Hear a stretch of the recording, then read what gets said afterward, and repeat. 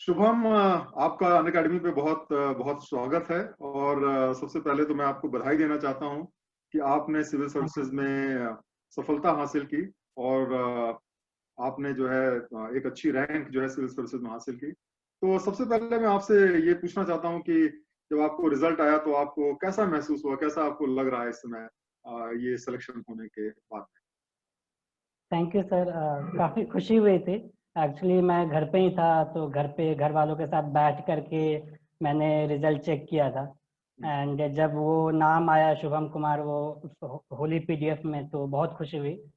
मेरे घर वाले उछल गए थे। एंड हम्म। काफ़ी काफ़ी खुशी हुई थी।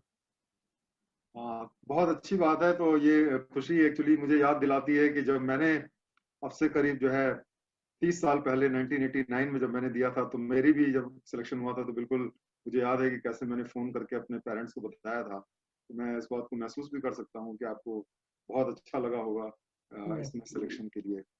तो इसमें मैं आपसे ये जानना चाहता हूँ कि आपने कैसे जो है ये सिविल सर्विसेज की तैयारी की, मतलब। और आपका मैंने बैकग्राउंड देखा तो आप कटिहार से आते हैं बिहार में, और उसके बाद में फिर आपने आईआईटी में पढ़ाई की, आईआईटी बॉम्बे में गए, आपने सिविल इंजीनियरिंग से आपने जो है अपनी इंजीनियरिंग की तैयारी की। तो किस समय आपको ऐसा लगा कि आपको सिविल सर्विसेज की तैयारी करनी चाहिए, और किस तरीके से आपने तैयारी की? कुछ अपनी जर्नी के बारे में आप बताएंगे तो बहुत अच्छा रहेगा। एक्चुअली मैं बिहार से हूँ, तो बिहार के हवा में ही ऐसा होता है कि सब लोग बोलते हैं कि हाँ आईएएस करना है एक दिन। तो वो बचपन से ही वो सपना था कि हाँ एक दिन तैयारी करनी है। बट एक बार जब मैं आईआईटी में गया, तो वहाँ पे जाके मैंने एक्सप्लोर किया सारे ऑप्शंस। मैंने कंपनी में काम किया, मैंने रिसर्च भी किया। और जब मैं यूनाइटेड स्टेट्स में रिसर्च कर रहा था, तो वहाँ पे मैंने फाइनली डिसाइड किया कि मुझे सिविल सर्विसेज में बैठना है और इसे क्रैक करना है। क्योंकि वहाँ पे जाके फिर देखा कि कितना डेवलपमेंट गैप्स हैं और कितने अच्छे से कंट्रीब्यूट किया जा सकता है इंडिया के डेवलपमेंट और सोसाइटी के लिए। तो फिर वहाँ से वो मोटिवेशन कंटिन्यू रहा, और फाइनल सेमेस्टर से मैंने प्रिपरेशन स्टार्ट की। एंड शुरुआत में अन अकेडमी के वीडियोस वगैरह भी देखे। एंड फिर दिल्ली आकर के तैयारी मैंने स्टार्ट की, और एक फर्स्ट अटेम्प्ट मैंने 2018 में ही दे दिया था। बट वहाँ पे तैयारी नहीं थी अच्छी। फिर एक एक साल के तैयारी के बाद मैंने 2019 में सेकंड अटेम्प्ट दिया। तो आपने जैसे कि जब ये डिसाइड किया कि आपने एक कैरियर नहीं ले रहे हैं, क्योंकि नॉर्मली जो आईआईटी से लोग पास करते हैं तो सबसे पहले उनका जॉब दिमाग में रहता है कि भाई मुझे कोई भी जॉब करनी है और कोई कॉर्पोरेट में जाना है। तो क्या आपके दिमाग में नहीं आया कि आप कभी कॉर्पोरेट में जाएंगे, या कभी कॉर्पोरेट आपने ज्वाइन करने की बात नहीं सोची? डेफिनेटली सर, आया था दिमाग में। एंड मैंने सेकेंड ईयर में इंटर्नशिप भी इसलिए कंपनी में किया था कि मैं जान पाऊँ कि कॉर्पोरेट वर्ल्ड में कैसा काम होता है। हम्म। बट फिर मैं सोचा कि 2 साल मैं नौकरी करूंगा फिर करूंगा। इसमें मेरे हम्म। भैया और मेरे पापा ने समझाया कि एक्चुअली अगर करना ही है तो स्टार्ट से ही करो, जल्दी ही करो। एंड वो कंटिन्यूटी मेंटेन रहेगी अगर साथ साथ कॉलेज में पढ़ाई कर रहे हो एंड फिर पढ़ाई करना हो। तो हम्म। बाकी सारे सिचुएशन को देखते हुए मैंने सोचा कि अगर करना है तो यही करना है, क्योंकि बाद में ऐसा रिग्रेट ना फील हो कि शायद कर सकते थे। हम्म। इसलिए कॉलेज के जस्ट खत्म होते ही मैंने स्टार्ट की थी। हाँ, खैर ये तो आपने बहुत अच्छा किया, क्योंकि मैंने देखा कि कई सारे ऐसे लोग होते हैं जो बहुत बार कॉर्पोरेट ज्वाइन करते हैं और कुछ सालों तक वहां पे काम करने के बाद में ये महसूस करते हैं कि नहीं, उनको सिविल सर्विसेज की तैयारी करनी चाहिए। और इस प्रोसेस में कई बार वो बहुत सारा समय भी उनका उसमें लग जाता है। तो मेरे ख्याल से ये आपके फायदे में रहा, क्योंकि आपने बहुत जल्दी ही आपने इसके लिए तैयारी शुरू कर दिया, और मेरे ख्याल से आपको रिजल्ट भी काफी जल्दी आ गया। देखा जाए तो काफी जल्दी आपको इसमें रिजल्ट आ गया। तो आप मुझे ये बताइए कि जैसे कि जब आपने डिसाइड किया तो सिविल इंजीनियरिंग आपका सब्जेक्ट था, तो आपने सिविल इंजीनियरिंग को ऑप्शनल लिया या आपने कोई और ऑप्शनल सेलेक्ट किया? और क्यों सेलेक्ट किया आपने कोई दूसरा ऑप्शनल? अगर आपने सेलेक्ट किया तो क्या बेसिस था आपका ऑप्शनल सेलेक्ट करने एक्चुअली स्टार्ट में जब मैंने तैयारी स्टार्ट की, तो ऐसा दिमाग में आया कि हाँ सिविल इंजीनियरिंग भी रख सकता हूँ। तो मैंने काफ़ी सारे प्रीवियस अपने मेरे कॉलेज से टॉपर्स लोग थे, तो उनसे बात की, सीनियर से बात की। और सारे ऑप्शनल को मैंने देखा कि क्या मतलब मेरे लिए अच्छा रहेगा। तो ऐसा सुना था कि हाँ थोड़ा इंजीनियरिंग ऑप्शनल थोड़ा टफ होता है। तो अपना स्ट्रेंथ को देखना बहुत ज़रूरी है। तो मैंने देखा कि हाँ मैंने परफॉर्म किया, बट सिविल सर्विसेज में थोड़ा टफ होगा। तो उसके बाद मैंने एनालाइज किया कि हाँ क्या लेना है, कितने प्रीवियस ईयर के रिजल्ट देखे, कितने टाइम, क्योंकि टाइम बहुत बड़ा फैक्टर होता है इसमें, तो कितने आवर्स लगेंगे या कितने मंथ्स लगेंगे उसको कंप्लीट करने में। फिर ये कंक्लूजन पे आया कि एंथ्रोपोलॉजी में, बायो में इंटरेस्ट था, बचपन से भी बायो में इंटरेस्ट था, तो फिर सोचा कि एंथ्रोपोलॉजी लेना सही रहेगा। तो आपको मतलब इसकी प्रेरणा कहाँ से मिली एंथ्रोपोलॉजी लेने की? किसी ने आपको बताया या किस बेसिस पे आपने सेलेक्ट किया इसको? मैंने एक वीडियो देखा था रोमन सैनी सर का अन अकेडमी पे कि how to select your optional. तो उन्होंने बोला था कि ओपन माइंड से करना है, सारे ऑप्शनल को एक बार देखना है एंड एलिमिनेट करना है। तो मैंने एलिमिनेट करना स्टार्ट किया।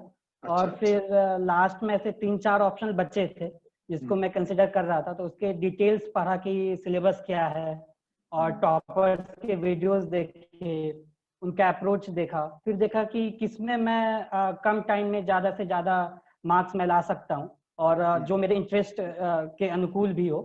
तो वहां पे फिर फाइनली डिसाइड किया और फिर लोगों से बातचीत की जैसे मैंने बताया, और फिर फाइनल किया कि हाँ इस मतलब ये पूरे प्रोसेस में मुझे लगभग 1 महीने लग गए थे कि हाँ ये 2018 के अटेम्प्ट के बाद मैंने फाइनली जून 2018 में डिसाइड किया था कि एंड में कि एंथ्रोपोलॉजी लेना है। अच्छा, आप मुझे ये बताइए कि आपने कब से जो है अपने सिविल सर्विसेज की तैयारी शुरू की और किस तरीके से शुरू किया आपने तैयारी? मतलब कितने समय से पहले से आपने शुरू किया, और शुरू में पहले आपने क्या किया, फिर बाद में क्या किया?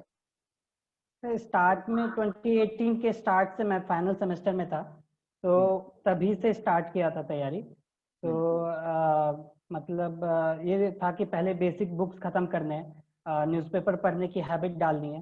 तो वो बहुत इम्पोर्टेंट ये था कि शुरुआत में टाइम ऐसे वेस्ट हो जाता था, इम्पोर्टेंट न्यूज़ नहीं मिलते थे। तो वो 2 महीने में वो हैबिट डेवलप हुआ कि विद इन एन आवर आप पढ़ पाए। एंड फिर बेसिक बुक्स एक बार खत्म हुई तो फिर वैल्यू एडिशन पे आया कि हाँ कैसे वैल्यू एडिशन करना है।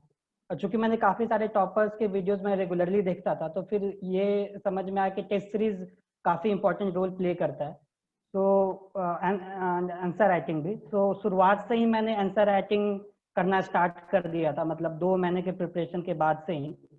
एंड टेस्ट सीरीज भी स्टार्ट से ही स्टार्ट कर दिया था। तो मुझे लगता है कि वो थोड़ा हेल्पफुल रहा कि ये मैं स्टार्ट से ही करना शुरू किया।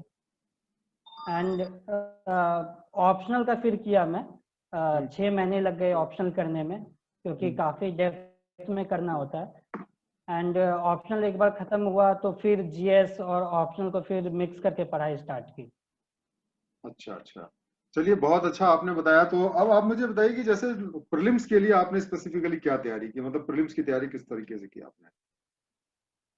तो स्टार्ट में मैंने कॉमन तैयारी रखा और ये माइंड में रहता था कि मेंस इम्पॉर्टेंट है, तो उस वजह से फोकस मेंस पे रहा। बट प्री के लिए मैंने फरवरी 2019 से मिड फरवरी 2019 से डेडिकेटली प्री के लिए तैयारी किया। तो वहाँ पे फोकस हुआ कि फर्स्ट मैं सारे रिवीजन स्ट्रैटेजी बनाया कि 3 फेज में रिवीजन करना है। एंड फिर बेसिक बुक्स के रिवीजन किया। फिर जो मुझे लगता है कि जो मुझे अलग किया प्री में, क्योंकि मेरी तैयारी उतनी अच्छी नहीं थी स्टार्ट में, तो मैंने ये किया कि मैंने एक शेड्यूल बना लिया टेस्ट देने का। एंड फिर उसके अकॉर्डिंग अगर तैयारी हो या ना हो, उसके अकॉर्डिंग मैं टेस्ट देते गया और फिर अकॉर्डिंगली उससे रिवाइज भी करता था जहाँ पे मैं परफॉर्म अच्छे से नहीं करता था। एंड प्री के लिए एक और चीज़ मैंने जो किया कि अलग से जैसे वेबसाइट पे जाना हो, जैसे यूएनएफसीसी के वेबसाइट पे जाना हो, या ईयर एंड रिव्यू देखना हो मिनिस्ट्रीज के, इन्वायरमेंट के लिए गूगल करना हो, क्या कहते हैं मैप्स वगैरह रेफर किया। तो ये सारे मतलब कंटिन्यूस प्रोसेस था, और वो धीरे धीरे इवॉल्व करके फिर धीरे धीरे मार्क्स इंप्रूव हुआ, फिर कॉन्फिडेंस भी आया कि हाँ चलो ये एग्जाम क्रैक किया जा सकता है। अच्छा, मेंस में और प्रीलिम्स की जो तैयारी हुई आपकी, उसमें आपने क्या फर्क किया कि मतलब मेंस में क्या चीज आपने अलग से किया, या आपको ऐसा लगता है कि मेंस की तैयारी में क्या अप्रोच आपका डिफरेंट होना चाहिए? क्योंकि अल्टीमेटली जो होता है सिलेक्शन तो आपका मेंस के बेसिस पे होता है, प्रीलिम्स तो एक तरीके से क्वालिफाइंग राउंड होता है।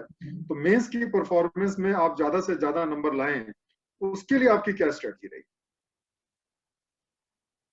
तो मेंस के लिए ऐसे ध्यान दिया कि मुझे प्री के जस्ट बाद मेंस का ऐसा नया जैसा ना लगे कि आंसर राइटिंग करना पड़ रहा है।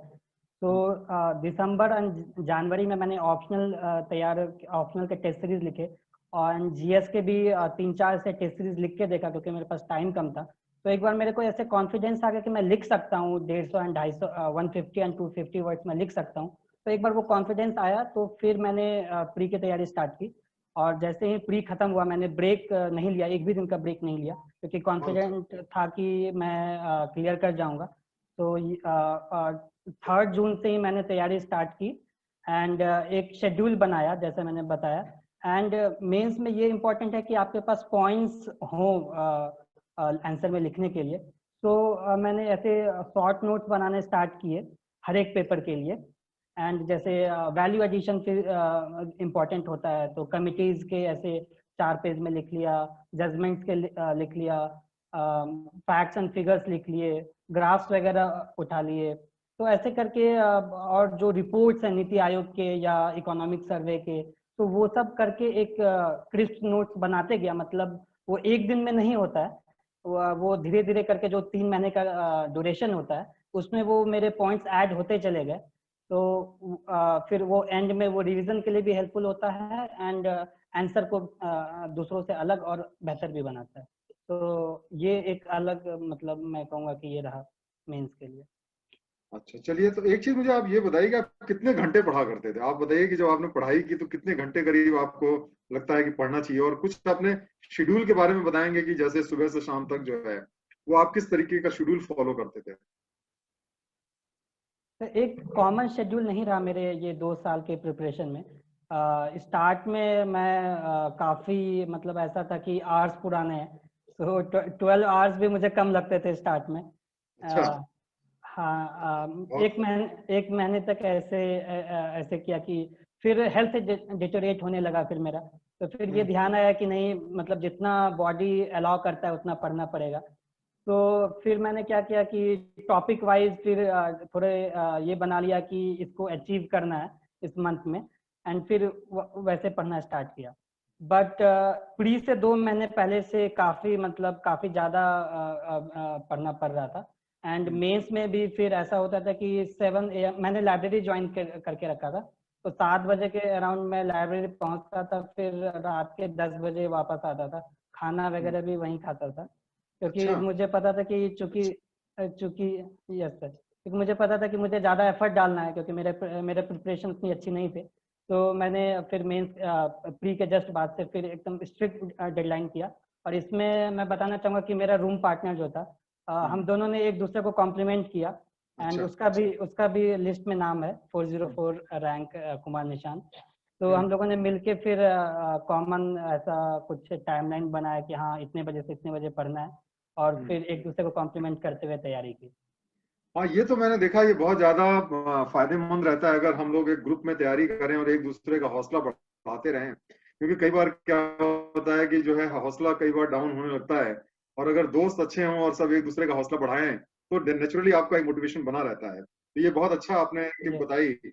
और मेरे ख्याल से जितने भी हमारे जो स्टूडेंट्स हैं उनको ये ध्यान रखना चाहिए कि अगर वो एक छोटा सा ग्रुप बनाए तो वो डेफिनेटली ज्यादा अच्छे तरीके से तैयारी कर सकते हैं। अच्छा। आई थिंक ये काफ़ी हेल्पफुल हम्म। रहा। प्री के लिए भी मैंने ग्रुप बनाया था, बहुत एंड अच्छा। प्री के बाद भी मैंने ग्रुप बनाया। हाँ। तो उससे मुझे लगा कि काफ़ी, मतलब कम टाइम में चीज़ें हो जाती है, बट ग्रुप अच्छा होना चाहिए, वो काफ़ी ज़रूरी है। अच्छा, एक चीज मैं आपसे पूछना चाहता हूँ कि आजकल ऑनलाइन का जमाना है और हम देखते हैं जैसे बहुत सारे टेलीग्राम ग्रुप्स हैं, बहुत सारे वीडियोस हैं, बहुत सारे वेबसाइट्स हैं जहां पे बहुत सारा फ्री मटेरियल लोगों को प्रोवाइड करते रहते हैं।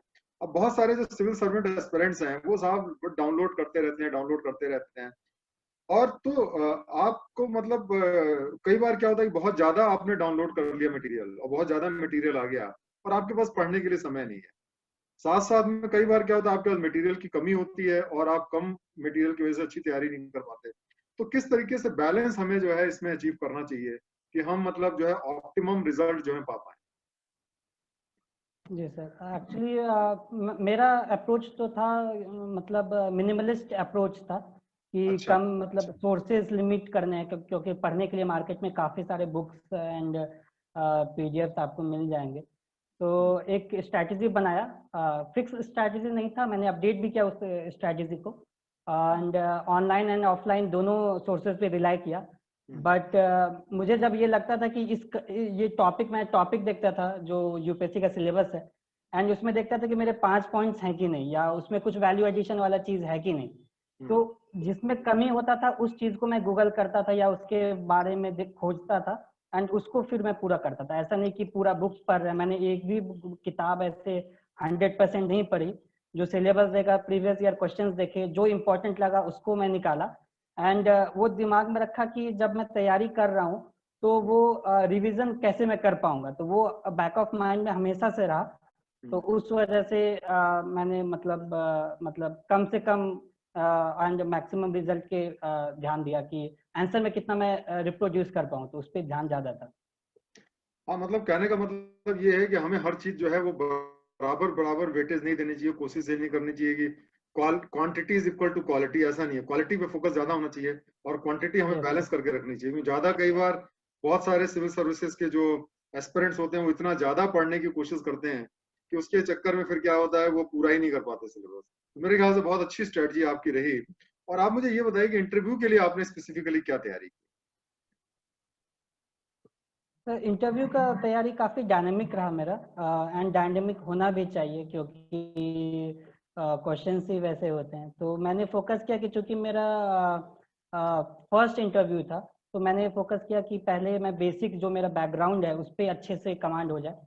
तो इसमें एक चीज़ मैं बताना चाहूँगा कि मैंने इंटरव्यू के नोट्स जो हैं, नोट्स बनाना काफ़ी ज़रूरी है इंटरव्यू के लिए भी। ऐसे अच्छा। लोग काफ़ी नहीं समझते, नहीं, कुछ लोग नहीं बनाते, बट मेरे ख्याल से नोट्स बनाना चाहिए। तो मैंने एवर नोट पे ऑनलाइन नोट्स बनाना स्टार्ट किया, एंड जो बैकग्राउंड है, जो भी मतलब जहाँ से बचपन से लेकर के कहीं पे मैं गया, या जो भी कॉलेज स्कूल गए, जो भी प्लेसेस गए, उस पर बनाने स्टार्ट किए। तो इंटरव्यू का जो ड्यूरेशन था, मैंने मेंस रिजल्ट डिले हो गया था इस बार, तो मैंने स्टार्ट मतलब जनवरी स्टार्ट में कर दिया था, रिजल्ट आने से पहले ही।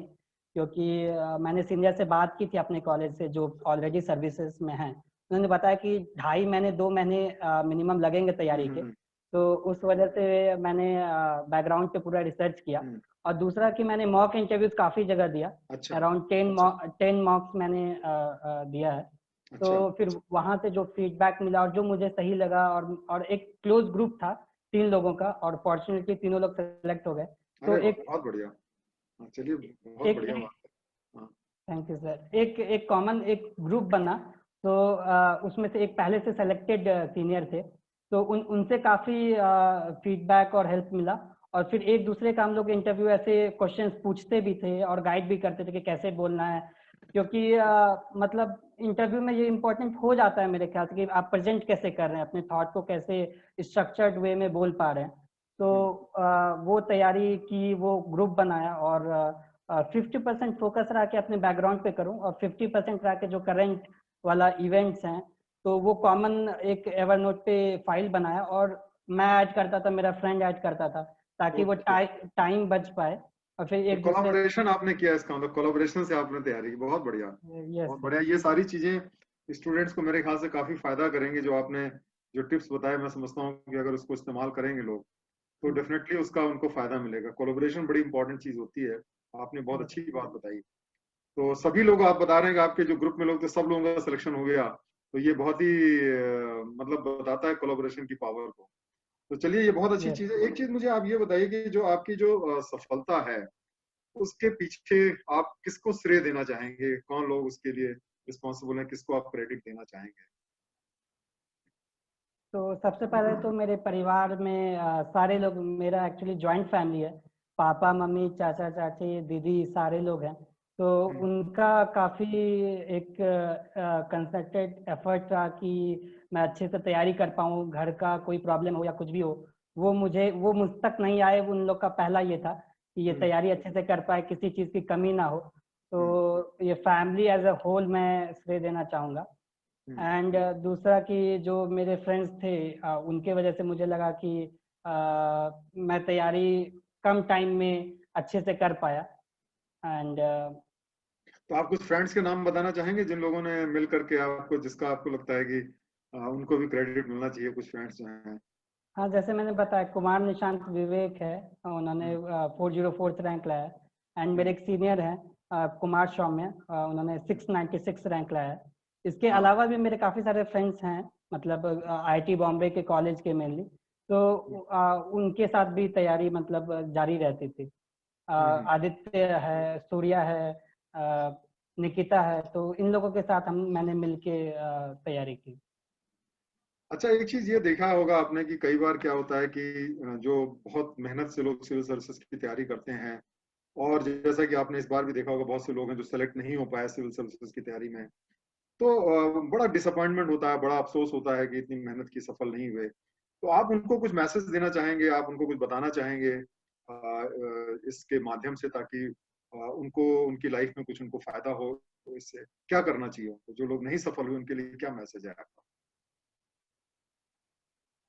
सर, रिजल्ट आने के एक दिन पहले तक मुझे भी नहीं लग रहा था कि मैं सेलेक्ट हो पाऊंगा। तो इतना टफ एग्जाम हो जाता है, ये अनप्रेडिक्टेबल भी है। तो इसमें कि कोई कह नहीं सकता कि कितना रैंक आएगा, हो पाएगा कि नहीं हो पाएगा। तो तैयारी जो है वो कंटिन्यूस होना चाहिए, वो जारी रखनी चाहिए। एंड अगर आप मेहनत और लगन से एंड एक प्रॉपर स्ट्रैटेजी से अगर आगे बढ़ते हैं तो डेफिनेटली सक्सेस कभी ना कभी आएगी। इसलिए मतलब हताश नहीं होना है। कॉन्फिडेंस काफ़ी इम्पोर्टेंट रोल प्ले करता है, मुझे लगता है। एंड ये वर्क किया मेरे लिए। तो सबको अपनी मेहनत से, अपने कॉन्फिडेंस से तैयारी करते रहना चाहिए। एंड टॉपर्स में भी मैंने देखा कि कैसे लोग 3 अटेम्प्ट 4 अटेम्प्ट के बाद फाइनल सिलेक्शन होता है। तो इस वजह से मतलब सबको तैयारी जारी रखनी चाहिए। हाँ, कई बार ऐसा देखा गया है कि लोग जो हैं वो 2-3 साल तक प्रीलिम्स भी नहीं क्वालिफाई कर पाते, और उसके बाद सडनली वो टॉप रैंक पे आ जाते हैं। टॉपर्स में ऐसे भी आपको बहुत सारे लोग मिलेंगे जो कि कई बार प्रीलिम्स भी को नहीं क्वालिफाई कर पाते, या कुछ लोग ऐसे हैं जो इंटरव्यू में नहीं अच्छा कर पाते लेकिन उसके बाद में सेलेक्ट होते हैं। तो बहुत अपने अच्छा मैसेज दिया कि सभी को जो है हिम्मत नहीं हारनी चाहिए और लगातार कोशिश करनी चाहिए, क्योंकि इसमें जो है थोड़ा सा सिस्टमेटिक तरीके से। तो आपको ऐसा लगता है क्या, किस तरीके से वो मतलब किस तरीके से वो तैयारी करें कि उनके जो चांसेस हैं सिलेक्शन के वो थोड़ा इम्प्रूव हो जाए? आपको कुछ आप टिप देना चाहेंगे उनको? इसमें एक चीज़ मैं ऐड करना चाहूँगा। जब मैं तैयारी कर रहा था, मतलब तैयारी के फेज में, ये मैं रियलाइज़ किया कि जो तैयारी वाला फेज है वो एक्चुअली आपको प्रिपेयर करता है सिविल सर्विसेज के लिए। वो संघर्ष का जो फेज है वो काफ़ी इंपॉर्टेंट है, क्योंकि आपका कैरेक्टर डेवलपमेंट होता है, आप चीज़ों को जानते हैं। तो ये मेरे दिमाग में था कि सिलेक्शन होना है एक दिन। ये मेरा ट्रेनिंग चल रहा है, ये 2 साल मेरी ट्रेनिंग है। और अच्छा। इसके बाद जो आएगा वो होगा, एक दिन ऐसा होगा। मतलब मेरे दिमाग में था कि फाइनल तो लिस्ट में तो आना ही है एक ना एक दिन। तो हाँ, हाँ। ये चीज दिमाग में था। एंड सर, आपका क्वेश्चन क्या था?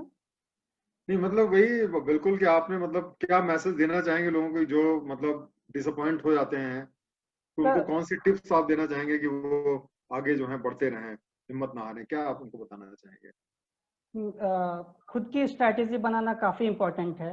हम्म, कि आप अपने स्ट्रेंथ एंड वीकनेस के अकॉर्डिंग, स्टार्ट में ये समझ में नहीं आता, बट विथ टाइम वो समझ में आता है कि आपका स्ट्रेंथ एंड वीकनेसेस क्या है। तो उसके अकॉर्डिंग एक फिक्स एक स्ट्रैटेजी हो, एंड उस पर एकदम स्टिक करना है। एंड फिर जो जो भी इनपुट आए तो उस पे मतलब खुद के दिमाग लगा करके कि हाँ, मेरे लिए ये हेल्पफुल होगा कि नहीं, उस पर फिर वर्क करना है। प्रिपरेशन चूंकि काफ़ी लंबा होता है, तो इसमें ये ध्यान देना होता है कि हम पाथ से भटक तो नहीं गए। तो मतलब कुछ महीने बाद या एक हफ्ते बाद स्टॉक लेना जरूरी होता है कि आपने क्या नया चीज़ पढ़ा, क्या एडिशन किया अपने तैयारी में। तो वो मैं करता था कि मैंने एक शेड्यूल बनाया, मैंने ये लिखा कि ये टॉपिक्स करने हैं, और नहीं हो पाता था तो मैं फिर से बनाता था, फिर से ट्राई करता था कि हाँ चलो इस बार करना है। तो वो जो एक जिद था, वो जिद जरूरी है। कि ऐसा नहीं होना चाहिए कि आपका एक महीना बीत जाए और आपको आइडिया भी ना लगे। तो कभी कभी ऐसा होता है एस्पिरेंट के साथ में, वो नहीं होना चाहिए। आप कंटिन्यूस प्रोसेस रखेंगे तो सक्सेस आपके जरूर आपको प्राप्त होगी।